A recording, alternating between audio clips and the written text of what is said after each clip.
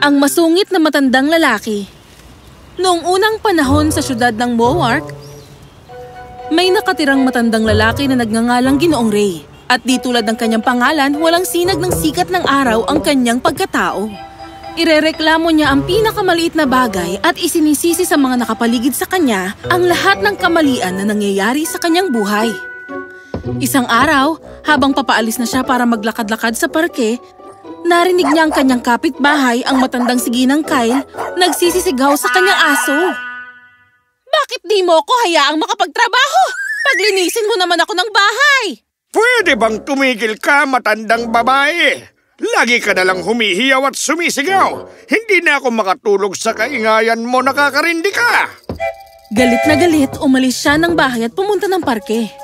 Nang marating niya ang parke, tumungo siya sa paboritong upuan at inilabas ang pahayagan.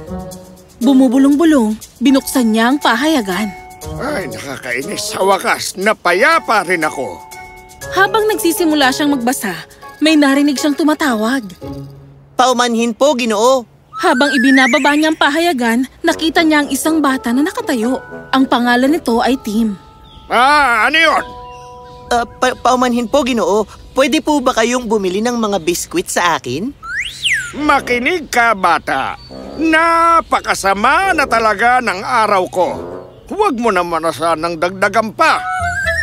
Ginoo, isang karton lang po. Sige na. Ayoko kahit isang pirasong biskwit. Umalis ka dito. Ang munting bata ay tumakbong palayo. Tumayo si Ginoong Ray at lumakad patungo sa bukal. Bakit ba walang ibang taong katulad ko? Bakit lahat na lang sila puro ganyan, puro nakakainis? Bigla na lang, mula sa likod ng bukal ay isang binata. Nakabihis ng puti ay lumitaw at lumakad papunta sa kanya. Bakit ba naman hindi ako magkaroon ng katahimikan? Ano ba naman? Kalma lang, Ginoong Ray. Andito ako para tulungan ka. Sino? Sino ka? At paano mo nalaman ang pangalan ko? Ako ang anghel ng katuparan. Tawagin mo akong Angie. Anghel ng ano? Anong sabi mo?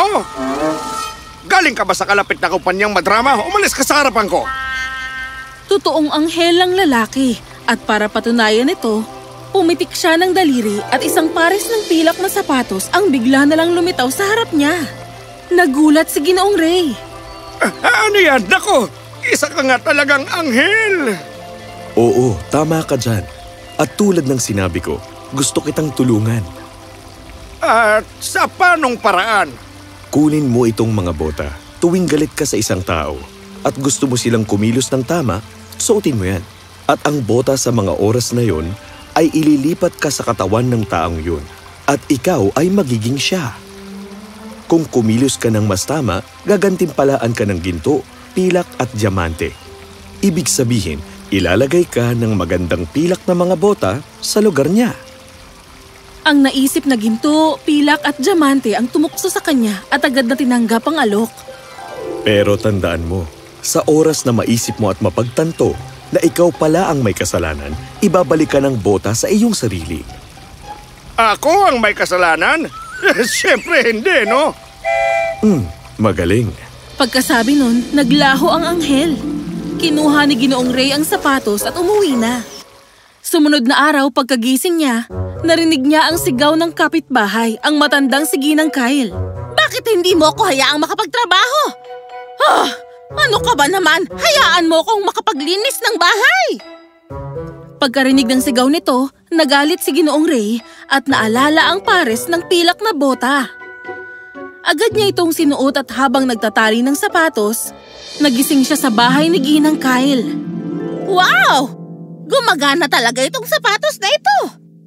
Pagkatapos nun, nakipaglaro ang aso sa kanya. Layuan mo ako! Alis! Pagkalayo sa kanya ng aso, nagtungo siya sa kusina. Ay, gutom na ako! Tingnan ko nga kung anong pagkain ng matanda. Nakakita siya ng supot ng munggo. Oh, munggo! Ang sarap! Lutuin ko na to!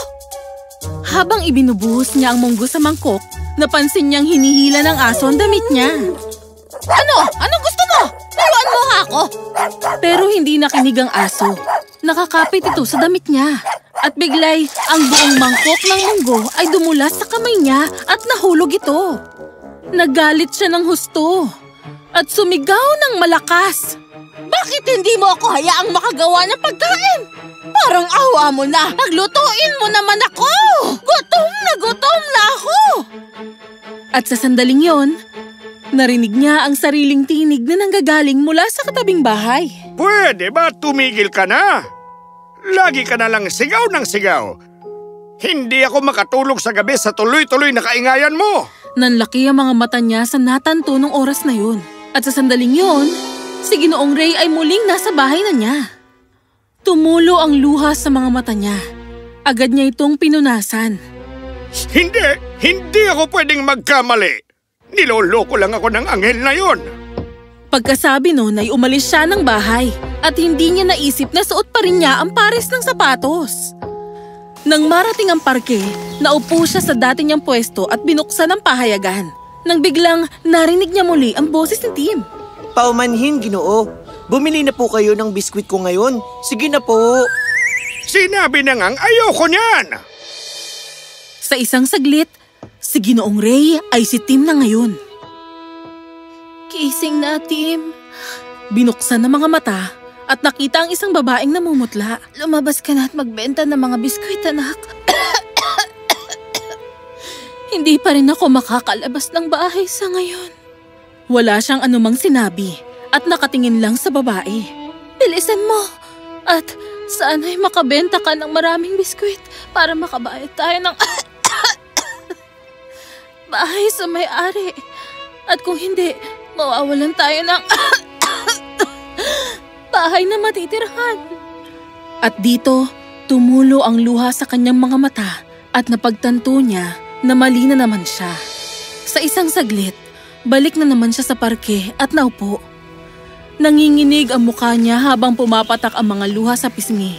Napatingin siya at nakita ang maliit na si Tim na naglalakad papalayo na nakatungo. Tumayo siya at hinabol ito. Teka! Munting bata! Sandali!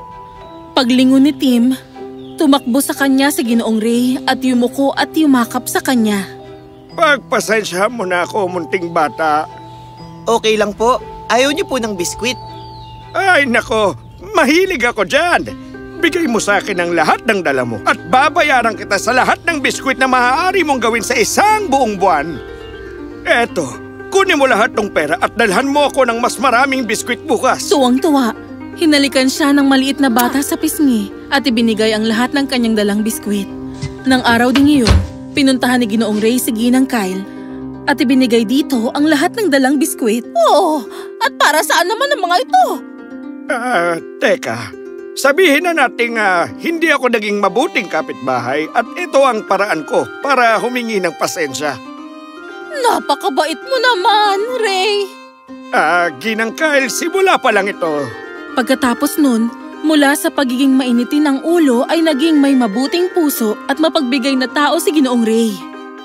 Hindi na siya sumisigaw kahit kailan. Naging matalik silang magkaibigan ni Tim. At ang pares ng pilak na bota, inilagay niya sa sala para magpaalala sa kanya na napakahalaga na maging maawain. At bago manghusga ng iba, ilagay muna ang sarili sa kalagayan nila.